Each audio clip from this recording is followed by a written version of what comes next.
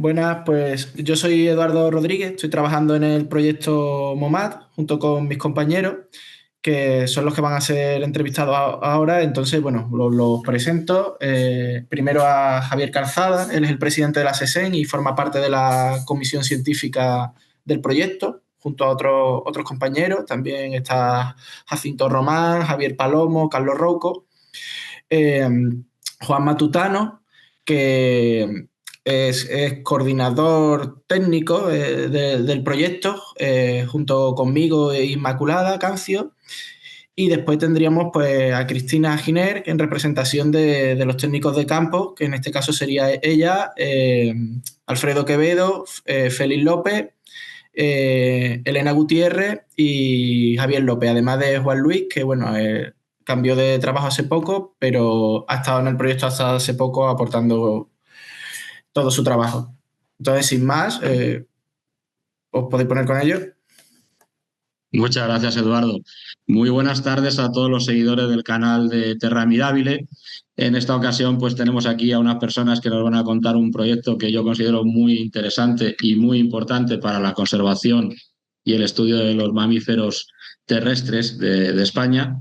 Y voy a empezar porque nos presente formalmente el proyecto quien preside la Sociedad Española de la Conservación y Estudio de los Mamíferos, Javier Calzada, que ya es la segunda vez que interviene en este canal y que siempre es bienvenido. Buenas tardes, Javier. Cuéntanos qué es MOMAT. Buenas tardes y muchísimas gracias por invitarme de nuevo a estar con vosotros, que siempre es un placer. Pues el MOMAT es una iniciativa de la SECEN, es una iniciativa de la SECEN para monitorizar, ¿qué es lo que significa las siglas? Monitorizar los mamíferos terrestres. Y esta iniciativa surge, o está recién nacida, y surge, o el germen de esta iniciativa es un proyecto que tiene el Ministerio y que ejecuta a través de Traxa, que es para la mejora del conocimiento de la fauna terrestre y para la actualización de los atlas y libros rojos. Entonces, de ese germen y en este proyecto en el que la SECEN participa, pues queríamos crear algo que fuese aún más a largo plazo y entonces a este proyecto que esta iniciativa, digamos, que ahora ha iniciado con este proyecto, pero que probablemente continúe con otros proyectos más, a esta iniciativa más a largo plazo, pues le llamamos el MOMAT, que es la monitorización de los mamíferos terrestres. Este proyecto se encuentra en una fase de arranque o ¿cuánto dura el proyecto? El proyecto tiene que acabarse a finales de este año, es el plazo máximo que tiene. Y comenzó hace nada, comenzó en la primavera pasada, el proyecto este inicial del ministerio. Y, y nada, bueno, sí, estamos ahora en fase muy avanzada de la ejecución, en la cual ya hemos tomado muchísimos de los datos que queríamos. Hemos cumplimentado bastante bien la lo que queríamos hacer, vamos, al menos en la parte de la toma de datos. Y el objetivo del proyecto y también del MOMAT, pues es doble. Es por un lado actualizar el conocimiento de los mamíferos terrestres en España y otra, poner en marcha un sistema de seguimiento de los mamíferos del que carecíamos. Algunos mamíferos sí que tienen proyectos de seguimiento muy veteranos y demás, pero la gran mayoría no tenían un proyecto de seguimiento, un sistema de seguimiento que nos permitiese ver sus tendencias, evaluar su estado de conservación. Entonces, este es el doble objetivo que tiene el MOMAT: actualizar el conocimiento y poner estos sistemas de seguimiento en marcha. O sea que podemos entender que el proyecto, aunque sea finito en el tiempo, tiene una trascendencia porque elabora los engranajes para hacer un seguimiento de fauna de largo recorrido, ¿no?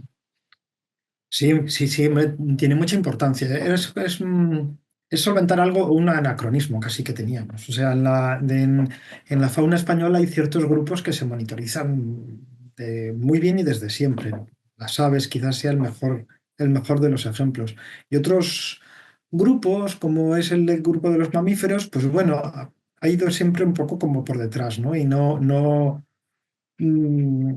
el conocimiento de la distribución, de la abundancia y demás, no la teníamos muy actualizada, ¿no? El anterior, por ejemplo, ahora, producto de este proyecto, pues vamos a sacar un nuevo atlas, un libro rojo, pero es que el anterior es de hace 19 años, del año 2010, del año 2007. Y el anterior, este anterior atlas estaba hecha sobre todo con citas del siglo XX. Y ya casi, bueno, casi no, ha comenzado el segundo cuarto del siglo XXI. Estamos muy, muy adelantados. Entonces, está muy bien. Además que es una obligación legal, en realidad, porque el inventario de especies, de especies españolas terrestres debe de ser actualizado cada 10 años y los atlas y libros rojos cada 5. O sea que, en realidad, era necesario, muy necesario, empezar con el MOMAT, hacer esta guía. Perfecto. Pues nos alegra ser eco aquí de este importante proyecto y ahora voy a pasarle la palabra a Matu, que es uno de los coordinadores junto con Edu del proyecto. Cuéntanos cómo se lleva a cabo este proyecto, cuáles son los miembros con los que se hace todo esto. Bueno, pues a ver, hay muchos miembros, no sabía por dónde empezar. Quizás hablaría primero, pues además porque está aquí delante, que sería Cristina, que es necesitamos, o como ha dicho Javichu, para elaborar estos atlas y libros rojos y para conseguir información, mucha información de calidad sobre los mamíferos, necesitamos, por una parte, recopilar toda la información posible que ya existiera. Entonces, hemos empleado un esfuerzo muy importante en contacto con administraciones, con entidades. Si vais a la página web, vais a ver que hay un montón de logos, tanto de administraciones gigantes, tipo, no sé, la Junta de Extremadura o, no sé, o la Junta de Andalucía, hasta la asociación pequeña cultural tal, que nos ha dado datos de que tenía de ciertas especies o ha recogido gagrópila, en fin. Entonces, tenemos por una parte recopilación de información que ya existía y por otra la oportunidad que decía Javichu, ¿no? de unos ciertos presupuestos liberados para conseguir datos nuevos de campo actuales, porque muchos son muy antiguos. Entonces, y en esa parte está Cristina, junto con los otros 5 personas que están de técnicas de campo, levantando datos actuales de campo día tras día, yendo al campo y levantando todos estos datos de campo que ya os contará ella, esas metodologías no son siempre fáciles porque no son homogéneas, no es siempre hacer lo mismo, sino que tienen que cambiar los mamíferos no se pueden muestrear todos de la misma manera, son muy heterogéneos y cada uno tiene sus particularidades y con todo y con ello se nos quedan algunas especies fuera de estos muestreos. Entonces, está la parte de conseguir información, la parte de los técnicos de campo, una parte que somos nosotros que intentamos coordinar y servir como de núcleo de absorber todos esos datos que nos están llegando y esos datos transformarlos en ciertos productos como serán el Atlas y Libro Rojo. Después hay otra parte de personas, porque siempre hemos querido, desde la SECEN siempre tiene una cultura en eso desde que se inició la SECEN, fue prácticamente así, que los socios quieren hacer las cosas, ¿no? Quieren hacer cosas, quieren participar. Entonces hay una vía de participación para todo el que quiera hacer los mismos trabajos que está haciendo Cristina. Pues hay una vía de participación y la gente escribe, fundamentalmente socios, pero también gente no socia, escribe y se apunta y se encarga de hacer pues tareas de campo. Algunos se apuntan a fototrampeo, otros a la recolección y análisis de gagrópila, otros hacen censos de rastros y de huellas, de indicios, en fin. Y después tiene esa parte, digamos, voluntaria, que tenemos como unas 160 personas apuntadas, y después otra parte también de socios de la SECEN que tienen pequeñas empresas o autónomos y que hacen ese trabajo que están haciendo también los técnicos de campo, pero de manera profesional, pero con un menor número de área de trabajo, ¿no? Con lo que se puedan comprometer. Y un poco esos son, digamos, todos. Ahora que estamos empezando o que se va a redactar encima del Atlas, pues requiere la participación de un montón de autores especialistas en especies que van a estar participando y aportando todo el conocimiento que tienen para esos datos que estamos recopilando, darle también sentido común y volcarlos en la nueva información del Atlas y el Libro Rojo. O sea que hay mucha gente involucrada y tenemos que intentar tejer bien, porque tenemos muy poco tiempo para intentar generar esas redes para conseguir que funcione lo mejor posible en esta oportunidad que tenemos. quería hacerte una pregunta, Matu. ¿De qué volumen de datos estamos hablando? No sé si son miles, cientos de miles, no lo sé, porque no sé ahora nos habláis de cómo recopiláis estos datos, pero ¿de cuántos datos estamos hablando? ¿Qué se maneja en datos? Estamos hablando de cientos de miles, pero sí, o sea, se necesita, no sé si eran más de 500.000 de citas, de las actuales, desafortunadamente, porque toda esa información cuesta mucho trabajo, entonces hay información metida de estudios científicos, bueno, de estudios históricos de toda la vida, pero claro, una parte, un pequeño porcentaje de ese 500.000 son de los datos que son muy válidos porque son actuales, son de los que están haciendo los técnicos de campo ahora, los voluntarios y los socios profesionales de la SECEN que están participando también como profesionales en eso. Es un proyecto impresionante y Sí. Ahora quiero aterrizar un poco, que nos hable Cristina, si es posible, como portavoz de ese grupo de personas que trabajan de campo, de voluntarios. ¿Cuántas personas estáis involucrados en esto, Cristina? Técnicos de campo, en principio éramos 6 repartidos por toda la península. Uno de los compañeros hace pocas semanas ha marchado a otro trabajo, pero bueno, dejó hecho prácticamente toda su zona de campo, la dejó casi rematada. Y estamos repartidos 2 personas en el norte, 2 personas en el centro y 2 personas en el sur. Entonces, pues bueno, vamos ahí. Luego tenemos zonas comunes que nos vamos repartiendo, pues aquí me queda más lejos, aquí me queda más cerca. Y bueno, y en principio tenemos mucha zona de campeo, la verdad. Pero bueno, nos organizamos bastante bien y acabamos cubriendo toda la península. ¿Qué técnicas utilizáis para recopilar los datos? Serán muy variopintas, ¿no?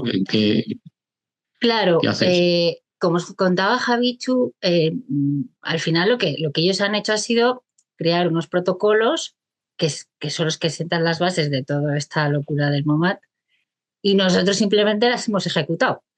Entonces, cada protocolo está destinado a un grupo o a una especie o a un grupo de especies.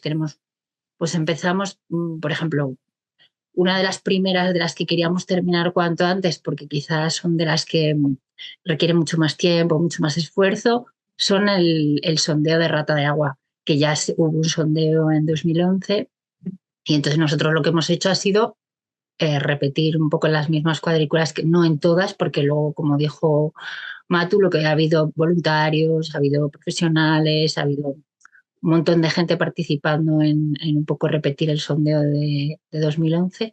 Lo que hicimos fue dedicarnos al principio a sondeo de rata de agua. Eso es lo que hacíamos a cada cuadrícula de 10 por 10 kilómetros. Había 3 puntos en el que teníamos que volver al punto que se hizo en 2011 y repetir el muestreo. El muestreo consiste es media hora de buscar en hábitat adecuado de rata de agua, buscar indicios. En principio el principal indicio es el excremento. Pero bueno, tú al final, si no ves excremento, pero ves otras señales, ves pues como va dejando los caminitos y va dejando distintos rastros, pues lo pone y dice, pues mira, no encuentro excremento, pero todo indica que quizá, a lo mejor no es la época adecuada, pero si vemos, quizá ahí esté la rata. Luego teníamos, dentro de este aprovechábamos y hacíamos los sondeos de semiacuáticas, que consistían en unos transectos de 600 metros en las riberas del río principal que estuviese en la cuadrícula de 10 por 10. Y allí lo que hacíamos era recoger eso, todos los rastros que encontrásemos bueno, al principio son semiacuáticas, pero al final coges el rastro de todo lo que ves. No, si hay un mamífero terrestre, pues lo coges también. Ahí teníamos los objetivos de las semiacuáticas, pues eso, hay zonas, pues si eran zonas de coipú o de castor, pues estaba más atento a esas especies. En otras zonas, bueno, casi todas estábamos pendientes de nutria, de bisón americano principalmente, porque ya para el europeo cada día es más difícil encontrar. Y bueno, y de todas maneras el europeo tiene allí a su gente especializada en europeo, que lo hace muchísimo mejor y es mucho más más fino que lo que podemos hacer nosotros, que al final tenemos que cubrir muchísimo más territorio. No sé si me dejo alguna especie más de acuáticas. A ver, nutria, bueno, desmán, que desmán teníamos un equipo especializado en equipo desmán, que ellos han... Pero bueno, si nosotros encontrábamos desmán, que creo que en nuestro equipo la pro de los desmanes ha sido Elena, que ha conseguido encontrar rastros de desmán. Y yo creo en principio en semiacuáticas no me dejo ninguna especie atrás. Si no, me regañáis. Podéis apostar. No hace falta que nos cuentes exactamente todas, pero hacernos una idea Pero bueno, de que habéis estudiado las semiacuáticas está perfecto. Claro, luego tenemos... ¿Perdón? ¿Avistamientos o fototrampeo o claro, luego tenemos rastros? Luego tenemos como otros 2 tipos de cuadrículas en las que lo vemos todo. Una la hacemos con fototrampeo, en el que son lo mismo, cuadrículas de 10×10, en la que ponemos tres cámaras, una en zonas acuáticas, donde ahí ya de paso cubrimos las semiacuáticas, y las otras 2 en los hábitats prioritarios, pues en zona de arbolado, en zona más despejada, un poco dependiendo de las cuadrículas, del tipo de cuadrícula que te tocase. Y luego después tenemos el último que comentabas tú de rastreo, que sería el de terrestres, que ahí lo que hemos hecho ha sido al final ya meter también una cámara.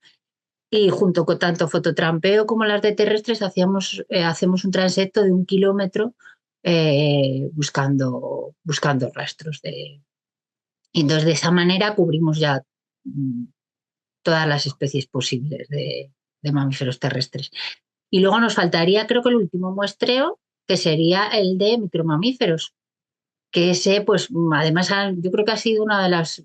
Me ha parecido súper divertido, no más divertido porque me gustan todos, ¿no? Pero me parece que ha sido el más curioso, porque al final es una metodología que es muy sencilla, y entonces se ahorra tiempo, se ahorra dinero, se ahorra un montón de... Y luego molestar a los bichillos, que creo que es también una de las cosas más importantes de este proyecto, al que no le tocamos las narices a ninguno.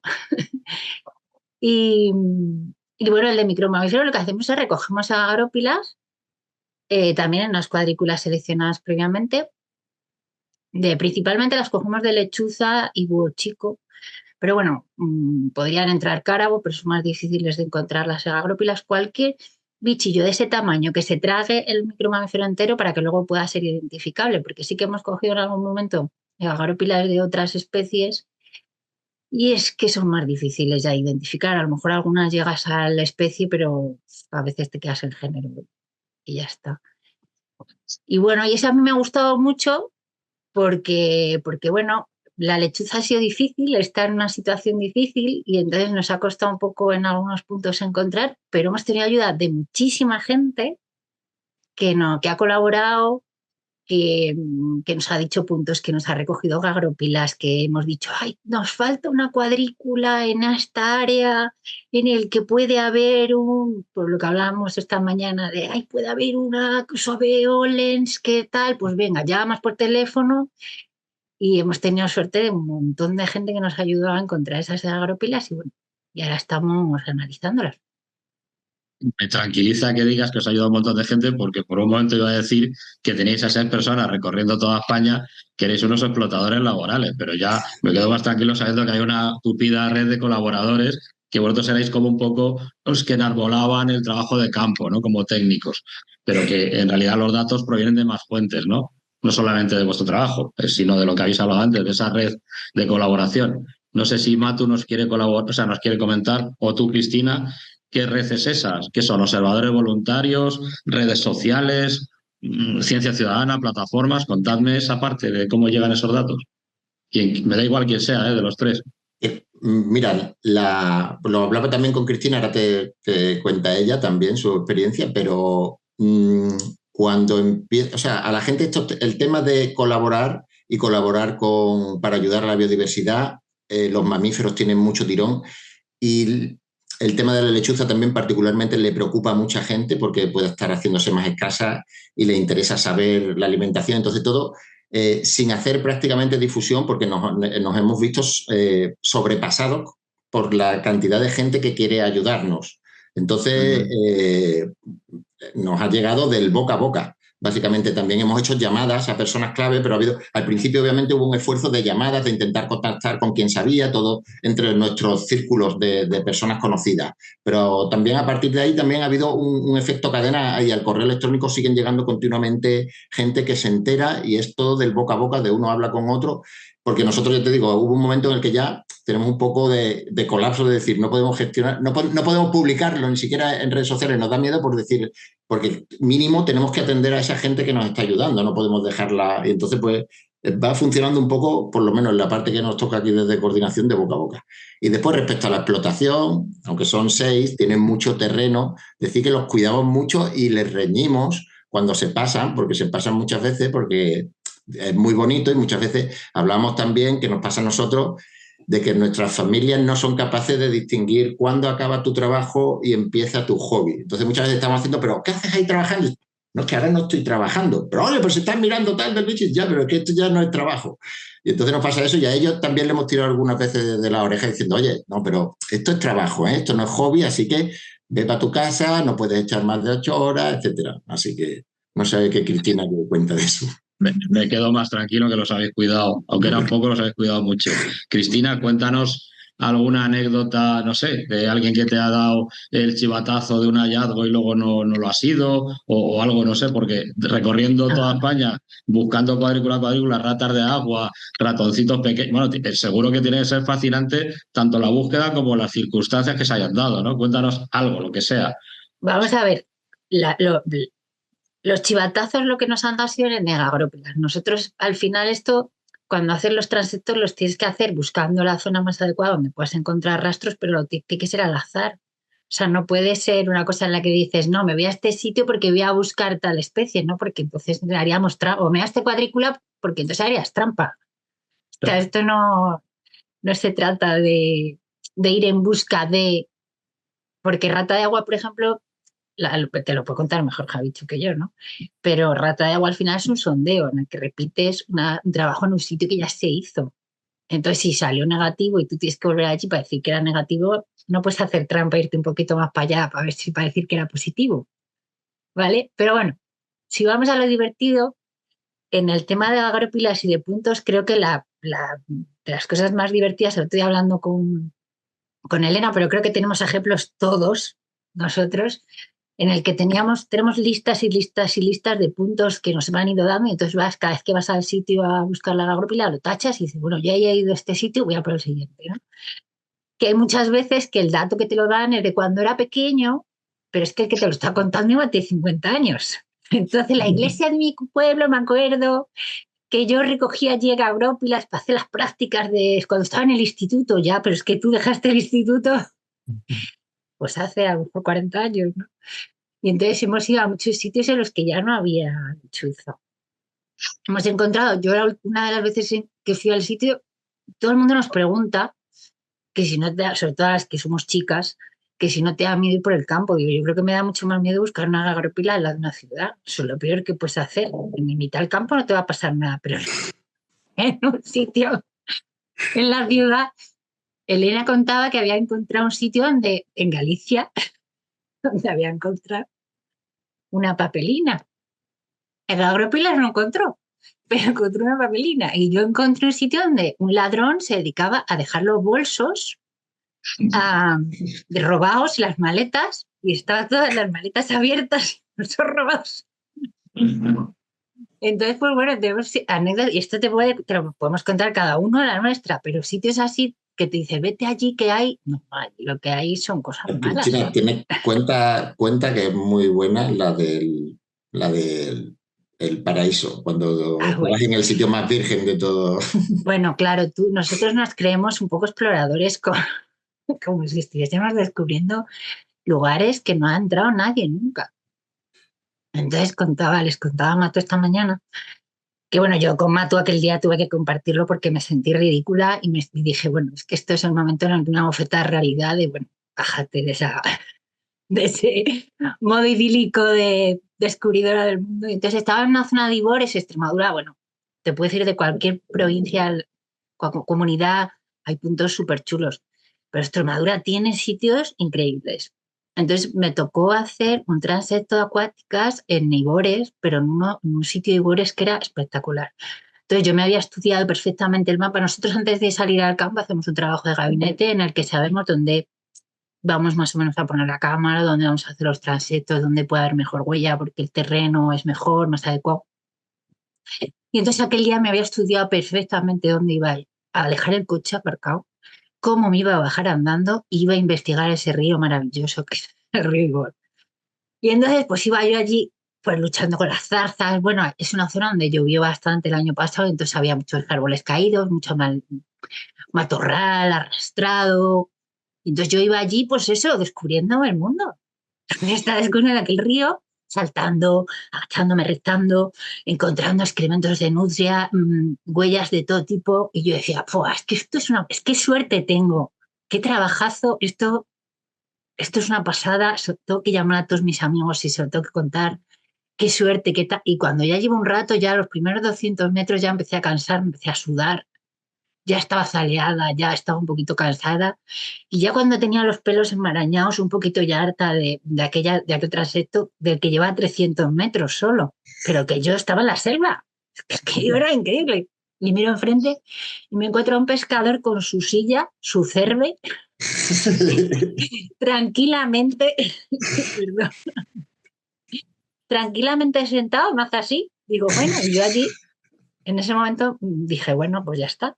No has hecho bien tu trabajo de gabinete y no has preparado bien, porque en la otra orilla, claro, era una zona facilísima, era una zona de pescadores, pero yo elegí la salvaje. Pero la más interesante, seguro. Pero la verdad es que era muy chula. Yo aconsejo mejor la zona salvaje. Para irse a bañar igual no, pero... La aventura es la aventura.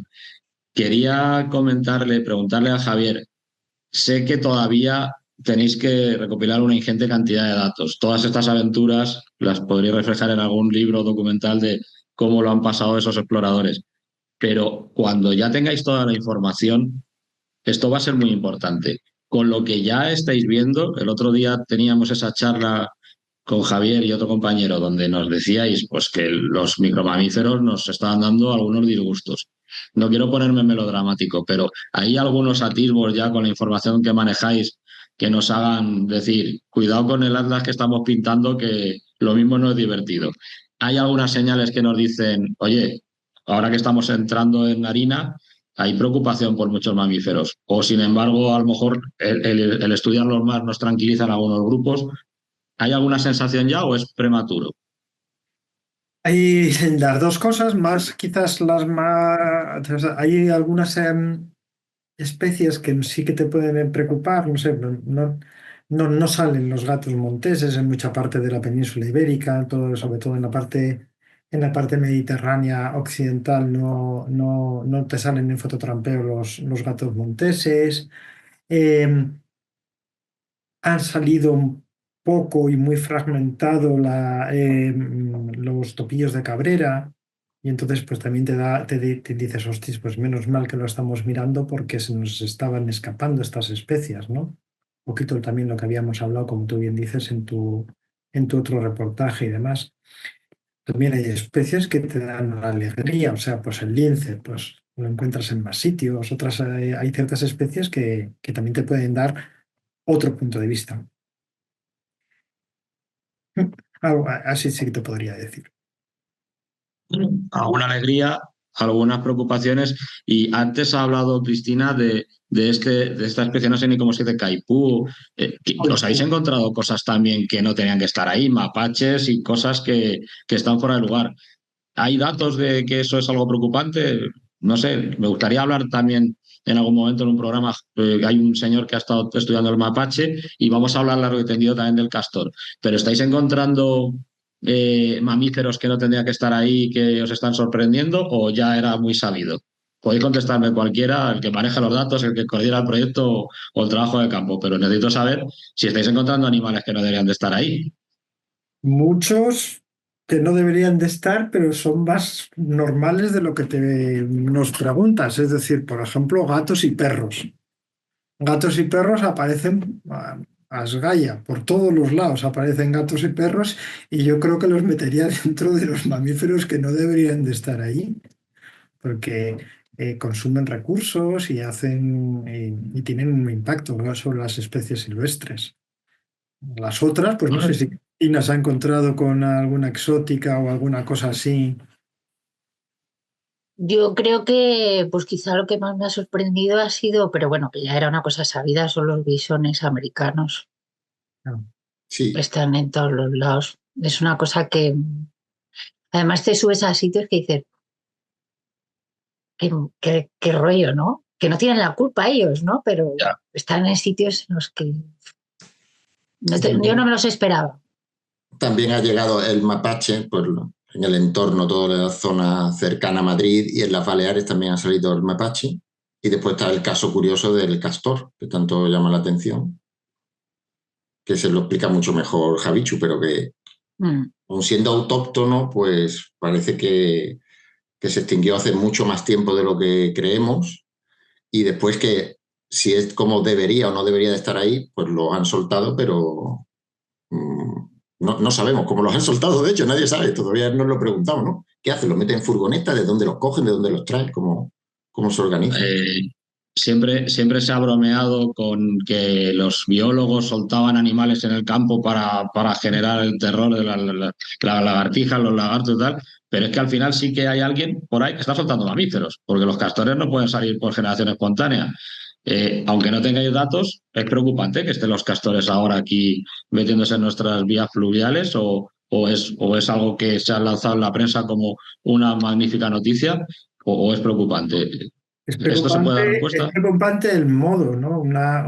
El modo en el que está ocurriendo. O sea, si una administración con conocimiento, con estudios y meditando las cosas y haciéndolas bien sanitariamente y demás, decide reintroducir una especie o introducir una especie incluso en un territorio, pues, estará bien, porque estará con un trabajo por detrás que lo refrenda. El problema de esto no es la especie, no es así la especie, ni mucho menos, es cómo se está haciendo, ¿no? No sabemos quién lo está haciendo, desde luego tampoco lo saben las administraciones, no lo sabe tampoco ningún otro tipo de organismo y de repente aparecen en todos los lados. Sí sabemos que es una práctica más común de lo que creemos. Tiene nombre, se llama beaver bombing y se ha hecho en otros lugares de Europa. Y debe de haber, digo, un colectivo de gente que le parece que esto es lo que tiene que hacer y lo hace, sin contar con otros, con eso, con estudios por detrás o con asesoramientos o con demás, ¿no? Esto es totalmente distinto a cuando se reintroduce una especie perfectamente medido, qué es lo que necesita, qué es lo que tal, como son todas las reintroducciones, por ejemplo, el lince ibérico que se están haciendo por toda la península, ¿no? Ahí primero se evalúa el hábitat, lo que necesita, si lo tiene, si no, se habla con la población para que lo acepte, para que sepa qué es lo que va a ocurrir.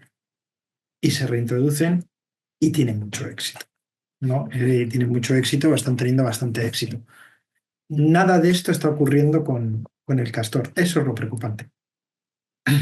Os Bueno, quería a mí me preguntar por... gustaría Sí, añadir una cosita a esto, que esto no es lo que pasa habitualmente, o sea, es una cosa, lo del castor es una cosa puntual o sea, no que tenemos que hacer una alarma porque nosotros, por ejemplo, los que trabajamos en el campo nos encontramos bueno, no nos encontramos a mucha gente por el campo, estábamos muy solitos, pero de vez en cuando nos encontramos a gente y nos dicen, bueno, esto lo de soltar porque andáis soltando y, o sea, me gustaría aprovechar para decir que eso no es verdad. O sea, que haya alguien que esté haciendo esto con el castor no es la norma. O sea, no se están soltando culebras ni lobos por helicóptero, ni... O sea, no es la Yo realidad. diría que es la única excepción, de hecho. Claro, que no es la sí, sí. realidad, que lo que está pasando con el castor es una cosa, vamos a decir puntual, aunque se está haciendo muchos puntos distintos, pero con una especie puntual, no es la norma. Sí, afortunadamente es una cosa anecdótica porque si no ya sería la locura. Estáis haciendo un atlas de los mamíferos, ellos empiezan a soltar mamíferos nuevos por todos lados, es un puzzle inacabable. Oye, una cosa, no me gusta hablar mucho porque es un tema súper polémico, súper trillado, pero dentro de este atlas también está el lobo como mamífero. ¿Estáis trabajando el lobo o no, o eso ya lleva otro cauce? Quizás eso es una cosa que a lo mejor debíamos de haber introducido. Si nosotros estamos haciendo los métodos que ha explicado Cristina, son métodos generalistas y no invasivos, como ha dicho Cristina, para no tocarle los hocicos a los animales, como decía, ¿no? Entonces, son esos 3 métodos generalistas que he explicado, ¿no? El fototrampeo, el recorrido de indicios y las agrópilas, era para poder llegar con esos 3 a la gran mayoría a muchos mamíferos. No llegamos a todos, ¿eh? No llegamos a todos. ¿Por qué? Porque muchos mamíferos son tan especiales que es que necesitan un método para ellos mismos, ¿no? Es el caso, por ejemplo, también de la rata de agua, ¿no? Con ninguno de los 3 métodos hubiéramos llegado. Tampoco llegaríamos con ninguno de esos 3 métodos al topillo de Cabrera, ni a otras muchas especies. Entonces, bueno, hemos practicado no solamente esos 3 métodos generalistas, sino algunos muy específicos, porque también hay que practicarlos, porque estamos en este inicio del MOMAT. Y en este inicio del MOMAT hemos decidido voluntariamente hacerle menos casos a las especies que están muy bien monitorizadas. Entonces el lobo, que era lo que tú preguntabas, o el oso, o el lince, o el bisón europeo, son especies que tienen unos sistemas de monitorización ya muy bien establecidos por las administraciones. Entonces, bien si entran en nuestros métodos generales, pero no las estamos monitorizando con el MOMAT, porque no tiene sentido. Esas sí se están siguiendo. Entendido. Desde el punto de vista de coordinación, sí. un poquito solo que por hacer el apunte, nosotros cuando esas especies, o sea, sí van a estar en el atlas, aunque nosotros no estamos tan pendientes ni nuestros métodos están enfocados a conseguir esa información, pues ya está. Cuando nosotros nos aparecen, lo que hacemos es enviarle esa información a las comunidades autónomas, que son las que tienen competencia en la materia. Y después entiendo que ahora estamos en esta fase final del proyecto, también va a ocurrir al contrario, es decir, cuando este atlas se vaya a hacer, pues el autor, la autora que esté responsable de la especie en cuestión, pues recibirá información de esa especie. Llegará a través de las comunidades autónomas vía ministerio, seguramente. Perfecto.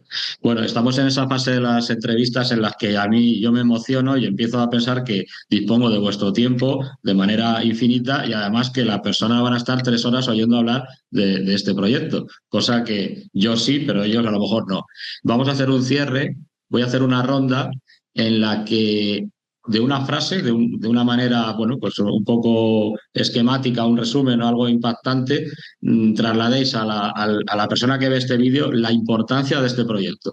Me va igual una reflexión científica que emocional, que social, que política, explayaros, porque es que es el minutito ese de gloria, es decir, se lo pido a todos los que entrevisto, es un mensaje para la administración y un mensaje para la ciudadanía en cuanto a la conservación de los mamíferos y la importancia de este proyecto. Voy a empezar con Matu, que es uno de los coordinadores. Importancia, bueno, a la administración que de alguna manera está involucrada, pues le vas a decir que sigan haciendo estos proyectos, me imagino. Pero bueno, cualquier reflexión es válida, o que se hagan más, y a la ciudadanía, porque la ciudadanía no suele conocer estos proyectos. Son importantísimos, pero no los suele conocer. O creo yo que no los suele conocer. A la administración decirle que, o sea, obviamente darle las gracias también es su obligación. Creo que debe de servir como un punto de referencia. Lo veníamos hablando, o sea, hemos levantado muchísima información, pero si miramos el territorio español, nos hemos dejado muchas especies y muchísimos huecos por cubrir. Hay comunidades autónomas que nos consta que han conseguido muestrear todo su territorio. Esto es que nosotros lo dividimos en cuadrículas, en cuadrados de 10 por 10 kilómetros, pues hay comunidades autónomas que lo han conseguido muestrear todo. Y nosotros, a ver, llegaremos a lo mejor entre un 20, un 30%, un 30, un 40%, no sabemos. Vamos a quedarnos por ahí, pero obviamente debe de ser como un punto de referencia, pero que hay que seguir haciéndolo y más frecuentemente, no puede ser una vez cada 30 años. Y a la sociedad, pues decirle que aunque los mamíferos son un grupo, bueno, son un grupo apasionante, y tienen algunas especies que son súper bonitas y que levantan pasiones, hemos estado hablando del castor, pero el lobo, el lince, el oso, ¡buah! Eso todo. Pero hay muchísimas otras, como el desmán o como el topillo de Cabrera, que nadie conoce, y ahí es donde no sabemos bien qué está pasando, es mucho más difícil monitorizar y sería mucho más interesante invertir también, sobre todo, la atención social, o sea, no fijarse solo en los felinos y en los grandes depredadores, sino también en las otras. Cristina, un mensaje para la administración, si es de agradecimiento, fenomenal. No estamos muy acostumbrados a que se agradezca a la administración nada, con lo cual tampoco está de más, porque este proyecto parte también en cierta medida de apoyo administrativo. Y un mensaje para la ciudadanía, para tus congéneres humanos. Pues yo a la administración también tengo que darle las gracias porque con nosotros, además, cada uno que nos hemos encargado de una comunidad, la verdad es que nos han ayudado un montón. No nos han puesto pegas para nada y entonces lo primero, muchas gracias por ese apoyo y por esa ayuda. Sí que desde el punto que nos toca a nosotros, me gustaría que se agilizasen mucho más los trámites para poder realizar estos trabajos, porque en algunos sitios sí que hemos tardado un poquito más en empezar por esa lentitud que realmente no es necesaria, ¿no? Y, y bueno, recordarle que eso, que al final es la ley, que tenemos que cumplir la ley. Y entonces, para cumplir las directivas, tenemos la obligación de hacerlo cada 6 años, para cumplir nuestras legislaciones nacionales tenemos que hacerlo que creo que es cada 5, ¿no? Entonces, recordar que, bueno, y que si no se cumple, nos regañan y nos cuesta dinero. Entonces, pues bueno, si lo hacemos bien, pues salimos todos ganando. Y para la ciudadanía, pues también tengo que agradecer porque hemos tenido muchísima ayuda. No podría decirte la cantidad. Estamos intentando hacer un listado, ¿verdad, Matu? De gente que nos ayuda, pero es difícil contarlos a todos porque es muchísima gente. Se está recogiendo información. Además, es que al final pensamos que los mamíferos es algo de profesionales o de gente que sepa mucho y eso no es verdad, porque tú te puedes cruzar una jineta o una nutria por la noche cruzando la carretera o hay especies que no son tan importantes eso como los grandes predadores apicales, pero tenemos especies que nos cruzamos muy a menudo con ellas. Y entonces esos datos se pueden colgar en las aplicaciones que no hemos hablado de ellas, pero tenemos unas aplicaciones, usamos algunas que son de ciencia ciudadana, que no son tampoco difíciles, son Observation, y bueno, se puede colgar esa información y bienvenida es toda. Entonces, que no hace falta ser un pro de los mamíferos para poder aportar un granito de arena a estos proyectos. Santo, y me queda Javier. Javier, ese mensaje para la administración y para la ciudadanía. Bueno, para la administración nada que no sepa, pero decirle que, por supuesto, que como siempre, que es una de las funciones, de los objetivos de la SECEM es establecer alianzas y colaborar con las administraciones en todo aquello que pueda servir para la conservación de los mamíferos. Lo llevamos haciendo estos 34 años y vamos a seguir haciendo, ¿no? Hemos trabajado siempre con las administraciones, siempre que el objetivo haya sido conservar a los mamíferos. Aquí estamos y es una sociedad muy profesional y muy pasional. Y a la ciudadanía, pues decirle que no solamente son bonitos los mamíferos, a lo mejor eso es un poco de desviación de los que trabajan con mamíferos, que todos parecen bonitos, pero sobre todo es que son imprescindibles, no útiles, sino imprescindibles. Los servicios que nos proporcionan son irreemplazables, los necesitamos. Necesitamos a los mamíferos que pastando controlan la vegetación, necesitamos a los mamíferos que depredando consumen a otras especies y controlan sus poblaciones, necesitamos a los mamíferos que abonen el campo, necesitamos a los mamíferos que siembran las semillas, necesitamos a los mamíferos que aran el suelo. Hacen un montón de funciones que son imprescindibles y por eso tenemos que protegerlos, que conservarlos y que conocer cuál es su estado de conservación. Pues con vuestras palabras vamos a cerrar esta charla, este coloquio, esta entrevista. agradeciéndoos, como siempre, a todas las personas que os dedicáis al estudio, a la conservación de nuestro patrimonio natural, en este caso de nuestros mamíferos, todo el esfuerzo que hacéis, toda la ilusión que ponéis, que no terminéis nunca de trabajar porque no vais a casa, porque seguís trabajando siempre por los mamíferos, porque es una pasión y gracias a esas pasiones pues podemos todos disfrutar de ellos. Así que gracias por vuestro tiempo y gracias por vuestra labor. Muy buenas tardes.